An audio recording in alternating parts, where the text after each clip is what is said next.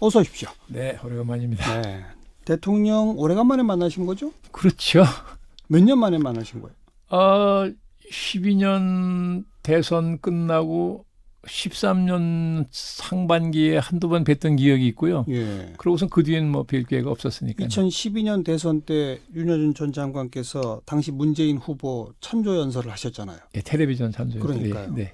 그걸 계기로 이제 2013년까지는 만나셨는데. 예, 13년 들어가서 다른 가까운 몇 분들하고 같이 지금 기억으로는 점심 한 번 한 일 있고 저녁도 한 번 한 일 있고 그렇습니다. 네. 그러니까 이제 그때는 대통령이 아니었으니까. 네, 선거 실패하신 후죠. 네. 근데 2017년 대선 즈음해서도 뵙지는 못하셨고. 전혀 그 뒤에는 뵌 일이 없습니다. 오늘 한 12분 정도? 예, 저까지 12명이라고 알고 있습니다. 각계 원로분들 뭐 성향도 약간 뭐 보수 진보 좀 섞여 있는 것 같더라고요. 뭐 그러시겠죠. 네. 뭐 골고루 이렇게 네. 많은 분들 얘기를 뭐 들으시려고 그런 거 아닌가 싶던데. 분위기 어땠습니까? 분위기는 뭐 좋았습니다. 대통령 표정 어떻던가요? 아니 뭐 그 양반이 원래 표정의 변화가 있는 분은 아니죠. 그런데 상당히 이게 편하게 만들어 주려고 애를 쓰시던데요. 맨 처음 근데 지금 보도된 대통령의 모두 발언이 네. 시작부터가 아마 우리 사회에 대해 걱정들이 많으실 것이라 네. 생각합니다. 저도 정치라는 것이 참으로 어렵다는 것을 다시금 절감하고 있습니다. 예, 그 말씀 하래요. 그러니까 초반부터 이런 얘기를 했다는 거는 네. 요즘 힘들어 죽겠어요. 뭐 그런 표정 아니던가요? 아니 뭐 원래 대통령이라는 자리가 제가 청와대 근무를 오래 했잖아요. 제가 정말 엄청나게 체력을 뺏기는 자리거든요. 예, 굉장히 힘드실 겁니다. 뭐 불문가지죠.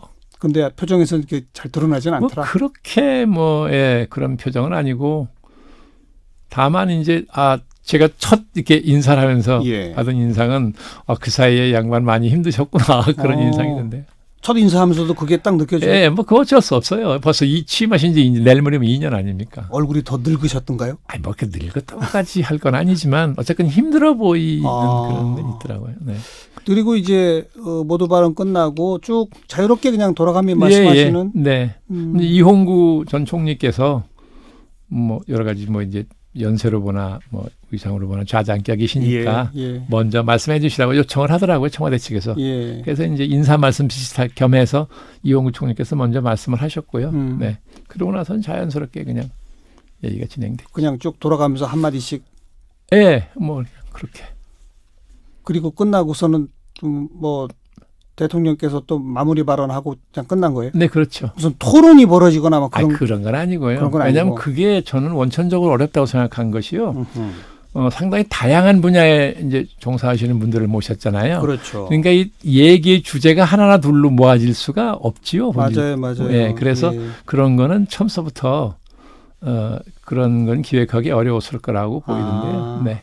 그래서 뭐 어떤 분은 독립유공자 얘기하시고 예, 어떤 뭐 분들은 뭐 한일 관계 얘기하시고 그러니까. 뭐 어떤 분들은 그 교육 문제 뭐 이런 거 얘기하시고 다 그러셨더라고요. 예, 다양한 말씀들이 나왔어요. 윤여준 전 장관께서는 무슨 말씀하셨어요? 저는 이제 맨 끝 무렵에 이제 말씀드렸는데요. 저는 짤막하게 현실 정치에 관한 얘기를 아무도 안 하셨기 때문에 지금 국회에서 벌어지고 있는 일은 그렇죠. 네, 그냥 넘어가기는 어려울 정도고 그래서 저라도 현실 정치 어차피 제가 평소에 관심 갖고 얘기를 많이 한 분야기도 하고 그래서 다른 분이 말씀하셨으면 전 다른 얘기를 했을 거지만 그 말씀을 한 분도 안 하셨거든요. 그래서 제가 그냥 현실 정치에 관한 얘기를 짤막하게 한 말씀 드리겠다고. 뭐라고?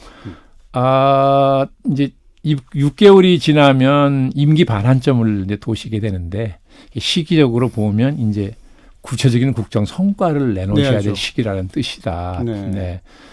성과를 만들려면 이제 지금까지 해오신 일이나 앞으로 하고자 하시는 일이 제도화돼야 되는데 지금 국회가 여야 극한 대결로 저렇게 돼 있으면 현실적으로 어렵게 됐다. 그럼 국정 성과를 만드시기가 어렵지 않느냐. 그러면 그 부담이 고스란히 대통령께 오게 돼 있다. 누구 잘잘못으로 빚어진 일이었던 간에 그게 국정의 최고 책임자라는 자리가 짊어진 숙명적인 일 같은 거라고 생각하셔야 된다. 네, 그런데 지금 보면 자유한국당이 민주당 차원의 노력으로는 쉽게 풀릴 것 같지 않으니까 수고스러우시지만 대통령이 나서셔서 전국을 푸셔야 된다. 지금 당장 추경도 급하다고 그러시지 않았느냐. 그리고 다른 주요한 법안이 많이 계류되어 있는데 이런 걸 다 처리하시려면 현실적으로 국회 의석의 3분의 1을 가지고 있는 야당의 힘을 어떻게 무시하고 가능하냐. 그러니까 대통령께서 푸시라고 그 말씀만 드린 거죠. 네. 그리고 지금 보도된 바에 따르면 지금 이런 표현도 쓰셨어요. 민주당은 네. 여당 된 지 2년이 됐는데 야당처럼 보이고 있다. 아니 야당처럼 보인다는 게 아니라 제가 이 말씀 드린 거죠. 민주당이 이제 집권한 지 2년이 됐는데도 아직 야당 기질이 많이 남아 있는 것 같습니다. 예, 그러니 여당에 대해서도 대통령께서 말씀을 하셔서 좀 여당다운 융통성과 포용성을 보이도록 예. 제가 그 두 가지 말씀드린 겁니다. 예. 여당으로서의 융통성과 포용성을 보이도록 잘 좀 말씀을 해 주십시오. 이렇게도 말씀드렸죠. 그리고 대통령이 이건 직접 나서야지 민주당의 노력만으로는 안 풀릴 것 같다. 네, 이런 말씀. 그렇게 말씀드린 거예요. 대통령이 직접 나선다면 뭘 어떻게 하실지. 아니, 그러니까 방법이야 뭐 여러 가지 있을 수 있겠죠. 문제는 대통령이 그런 결심을 하느냐 안 하느냐는 게 중요하지.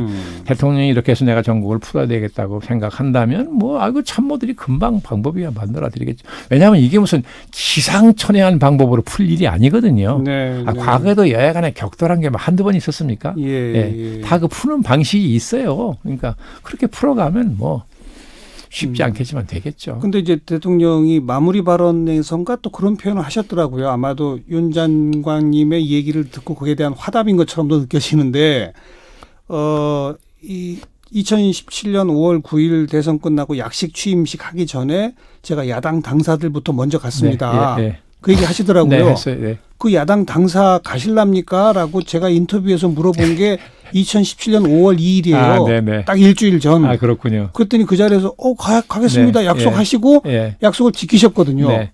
그리고 그다음에 그 얘기를 하시고 그 후에 누구보다도 야당 대표 원내대표들 자주 만났다고 생각하고 또 여야정 협의체도 만들어 놨고 그거 3개월에 한 번씩 하기로도 했는데 이게 지금 딱 멈춰 있습니다. 이렇게 얘기한 걸로 지금 보도가 되고 있어요. 맞아요. 그 말씀했어요. 그러니까 그 얘기는 나는 할 만큼 했습니다 한 거예요. 그건 지난 일이고요. 네. 지난 일이고. 그럼 그렇다고 할 만큼 했는데 야당이 저런다. 그럼 나 더 이상 안 한다 그래? 이게 이 전국이 안 풀리면 그 누구 책임이 커지는데요? 제가 대통령한테 고스란히 부담이 온다. 네. 그게 국정 책임자가 짊어져야 될 숙명적인 일 같은 거다. 그래서 그런 거죠. 그러니까 대통령이라는 자리는 논리적으로 누가 더 잘못하고 잘했냐를 따지기 전에 국정의 최고 책임자라는 점에서 풀 건 풀어야 돼요. 지는 게 이기는 겁니다. 이번에 패스트트랙 한 거 어떻게 생각하세요? 저는 글쎄 한마디로 누가 잘했나 못했냐 말씀드리기 어렵다고 보는 것이고요. 저는 그 여당이 다른 건 몰라도 선거제도를 바꾸는 안을 제1야당을 배제한 상태로 패스트트랙에 올린 건 전 신중했어야 했다고 보는 사람이죠. 다른 건 몰라도 선거제도 고치는 건 이래서는 안 된다. 근데 일단 그걸 어떤 이유에서는 아니라 올린 거잖아요. 네. 자유한국당도 그렇다고 잘했다고만 볼 수는 없는 거죠. 패스트트랙 올리기 전에 자유한국당이 진지하게 여러 가지 대안을 내고 그러면 문제제기를 하고 이랬어야 되는데 그런 과정이 별로 없었잖아요. 그러다가 이제 패스트트랙 올리는 강경투쟁으로 가니까 모르겠습니다. 저는 강경투쟁이 길어지면 얼마나 많은 국민이 거기에 동의해 줄지. 아까 민주당은 아직 야당 기질이 좀 남아있는 것 같다. 즉 융통성과 포용성을 좀 더 발휘하도록 얘기해달라고 하셨다잖아요. 이번에 패스트트랙에 선거제까지 올린 거는 바로 그런 융통성, 이제 그런 점도 포용성? 있고요. 이런 게 부족했다? 이제 그런 점도 있고, 그런 점도 있고 또 이제 격돌이 벌어진 이후에 민주당이 보인 태도를 보면 대개 전에는 보면 원내대표는 최일선에 있는 원내 지휘탑이니까 강경하게 발언도 하고 투쟁을 합니다. 그러나 당의 대표는 또 조금 달리 조금은 더 뭐라 그럴까요? 좀 원만하다 그럴까? 좀 유화적이라 그럴까? 더 여지를 남겨두는 얘기를 하고 하는 게 되게 관행이었는데 이번에 보면 이해찬 대표가 굉장히 초강경한 발언을 해요. 그렇습니다. 저는 그걸 보면서 오히려 홍영표 원내대표는 아니고 그래서 저 같은 역할 분담이 뒤집혔나. 저는 그런 것도 좀 의식을 한 거죠.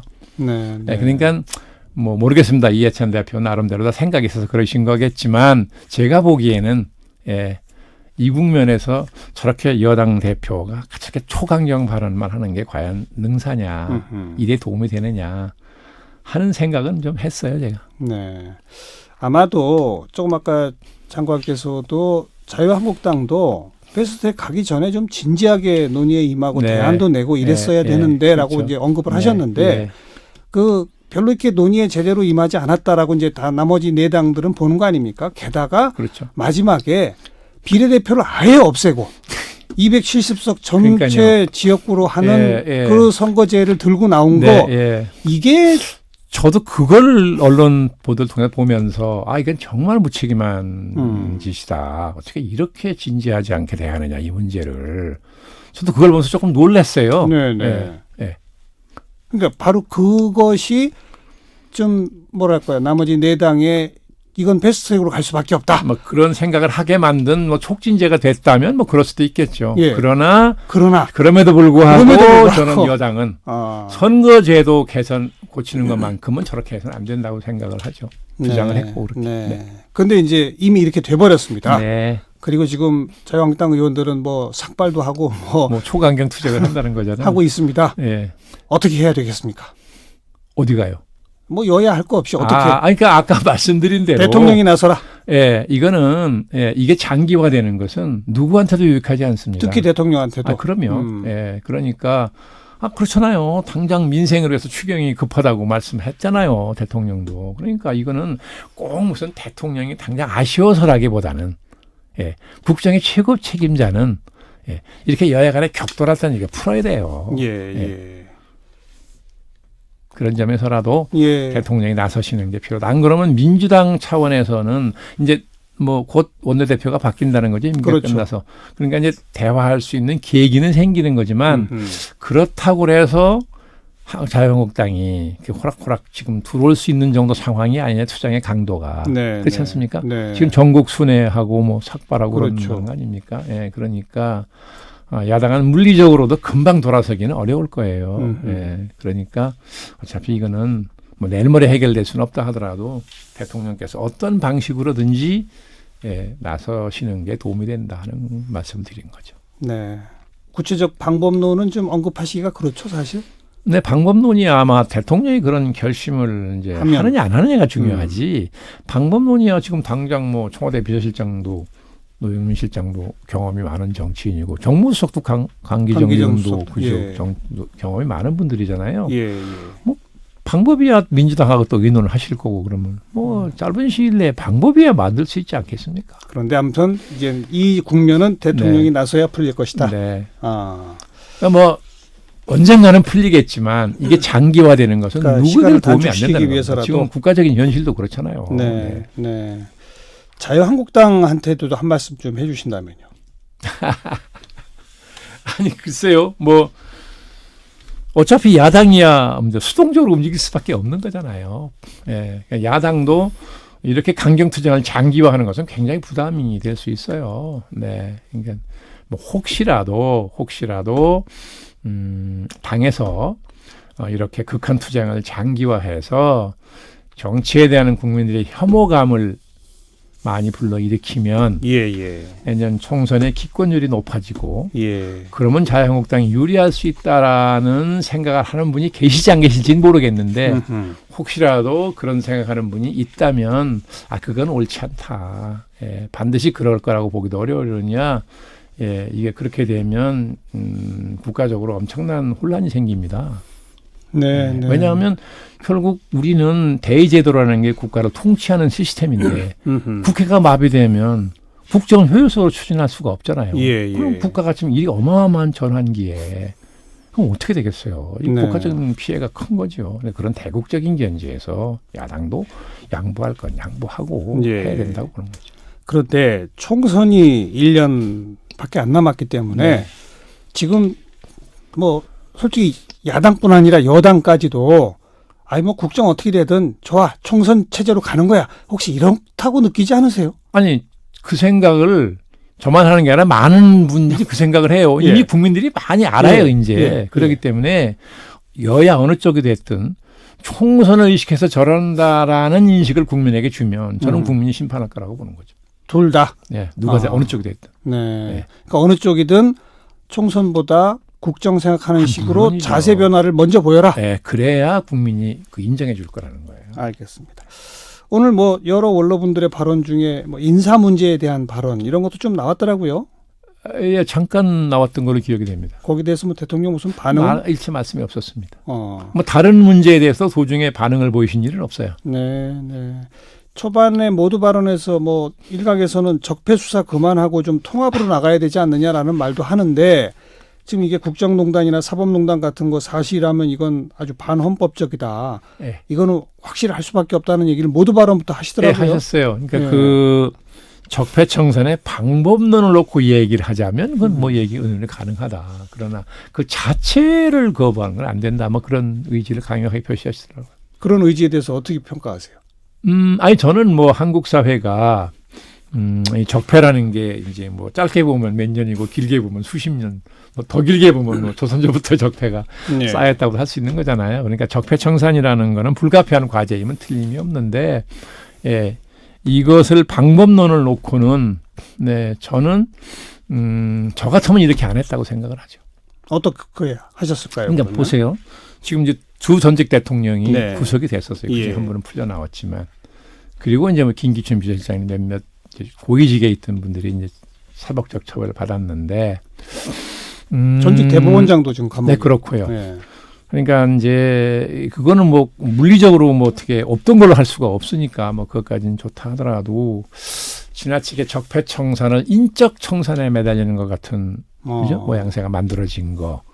그 다음에 적폐청산이 길어지면서 공직사회가 이 거의 실무자 끝까지 막 조사를 받고 어떻게 처벌도 받고 하는 이런 일이 쭉 막 벌어졌나 봐요. 네, 그것은 어디도 도움이 안 된다. 네, 그러니까 사실은 적폐청산은 인적 청산에 불가피한 면이 있으나 그거는 아주 피할 수 없는 정말 책임자급에 있는 사람만 소수로 빠른 시일 내에 처리를 하고 사실 적폐라는 게 그것만이 적폐가 아니잖아요. 네. 우리의 의식, 제도, 관습 다 적폐가 많잖아요. 예. 그런 쪽으로 이걸 확 초점을 옮겨가면서 밑에 많은 사람들은 다 대부분 지시에 의한 것이고 관행에 의해서 벌어진 일이 많기 때문에 이것은 앞으로는 용납하라 하지만 과거에 있던 것은 없던 걸로 하자든가 이렇게 한편으로는 탕평을 하면서 그렇게 갔어야 되는데 너무 장기에 걸쳐서 하니까 다 피로감이 오고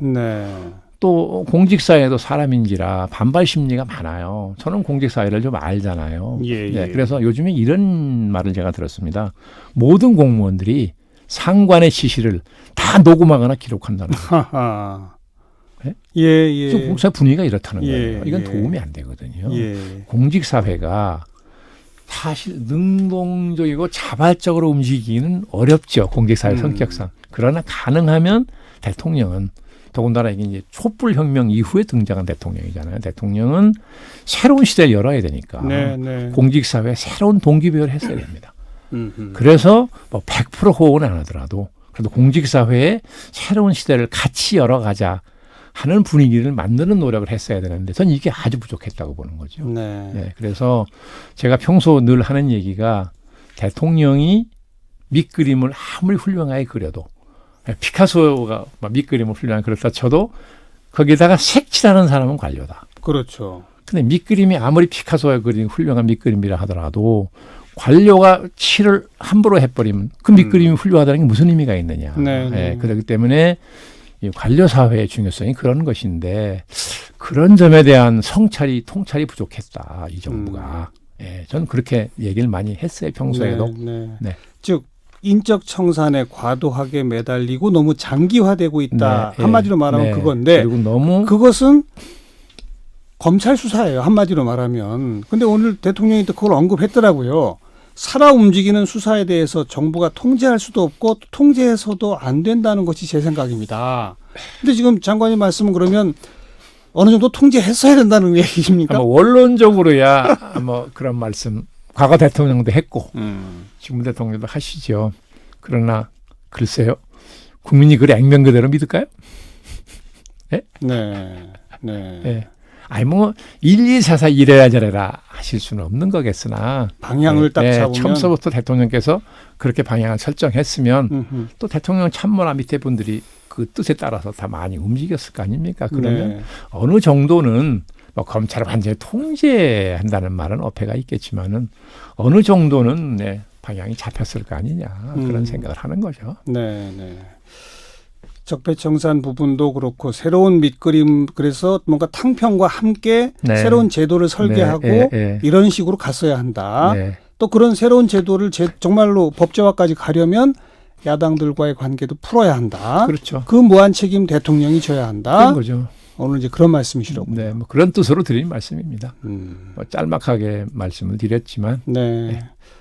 짤막하게 청와대에서 하신 말씀을 오늘 더 길게 여기서 좀 자세히 설명하셨으니까. 아니, 저보다도 뭐 우리 정 교수님이 풀어주신 거잖아요. 아니, 대통령이 아마 다시 한번 저희 방송 듣거나 이 기사를 보실 것 같아요. 아, 그럴까요? 윤여준 전 장관이셨습니다. 고맙습니다. 네, 감사합니다.